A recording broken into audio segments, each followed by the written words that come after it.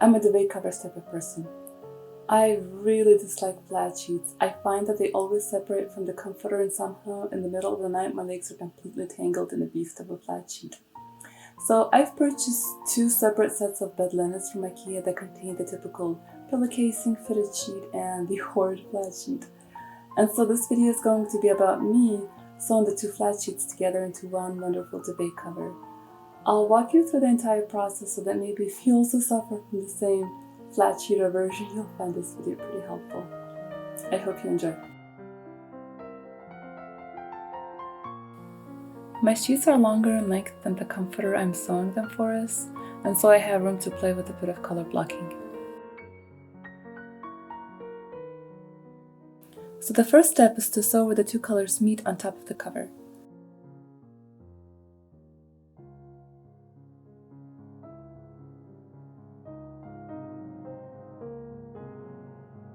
I grabbed the undersheet and folded the top edge about 12 inches in. It all depends on the size of your comforter. It can be helpful to lay it on top of the new configuration before anything is done to make sure that it'll completely fit inside. And then I've ironed the fold. This gave me a nice new crease, which marked where the new top edge of the cover is. And so here I am, hand basting the seams together where the 2 colors meet on top of the cover, right sides together. I feel like there's too much fabric for pins, and basting in general, for me particularly, allows for a lot more control and cleaner results. Okay, now if only I can figure out where to start machine sewing in this huge pile of bed sheets.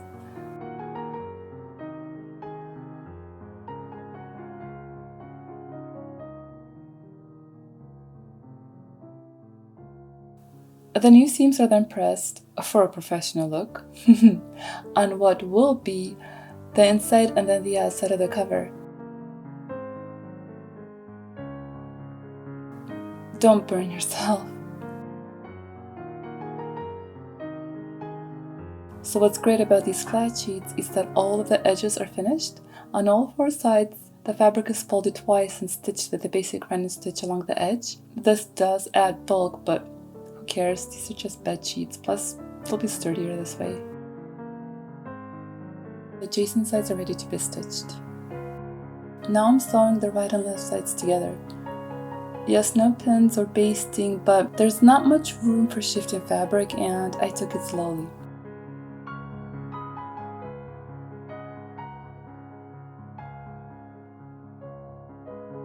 Make sure to stop sewing about 6 inches away from the bottom edge because we will need to add a pocket to the inside of the comforter.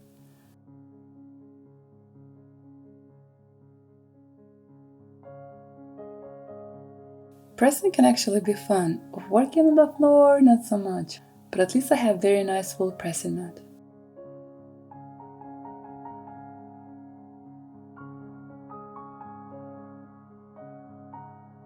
Here I am laying out the fabric because I need to cut the excess at the bottom and use it to sew other pieces for this cover. But before I do so, I couldn't resist using at least one proper sewing technique, and so I'm tailor basting the 2 fabrics together along the bottom edge so that nothing shifts when I mark and cut it off. I am leaving about an inch of seam allowance on the bottom edge of the teal fabric. This is where the opening will be created to insert the comforter.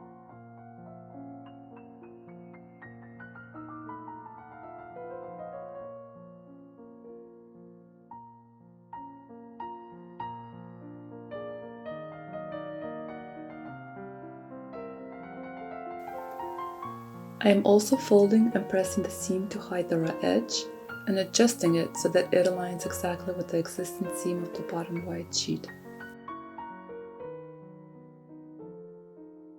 The excess rectangle is then cut in half because along with creating an interior pocket, I will need additional fabric to sew 6 ribbons that I will use to tie the opening of the duvet with.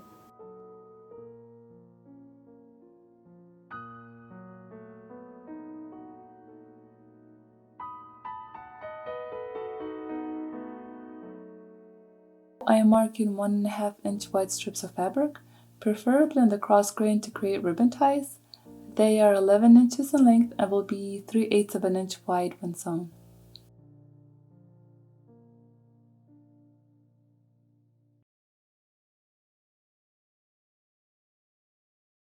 As much as I love sewing intricate garment pieces, sometimes it can be nice to let your brain rest and enjoy the less time-consuming and less complicated sewing projects.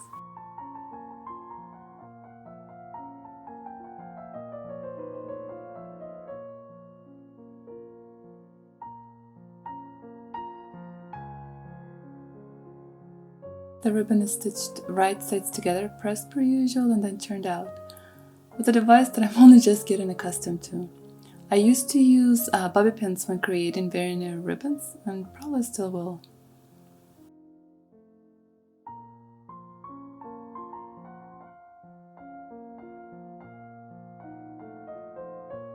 The ribbon is once again pressed, then I fold one of the edges twice in order to hide the raw edge and secure the area in place with 2 rows of stitches.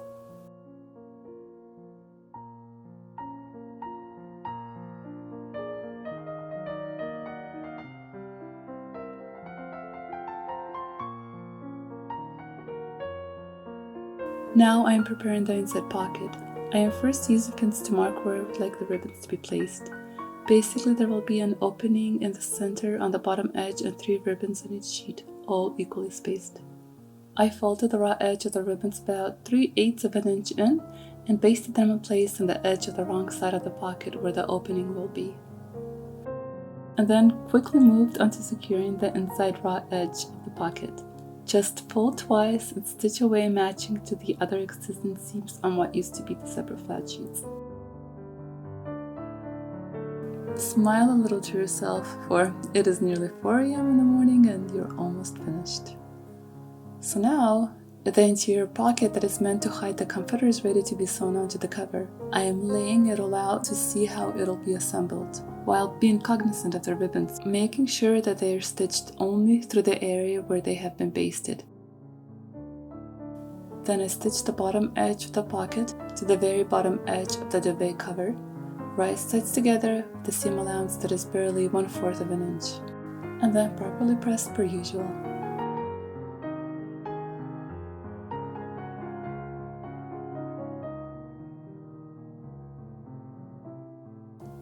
Now the other set of ribbons are ready to be sewn onto the top of the duvet cover.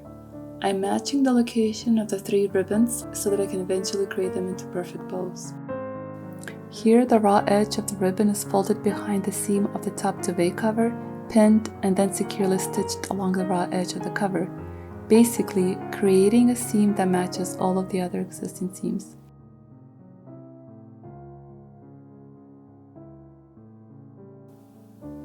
Then all 3 layers on the left and right side of the duvet are stitched all the way to the bottom edge. And finally, I'm measuring from the corners of the bottom edge of the duvet to where I want the opening to begin on both sides. In my case, it was, I believe, 16 inches. And then I stitched all of the 3 layers together on either side. So on this side, and then I've measured the same exact distance from this corner to over here.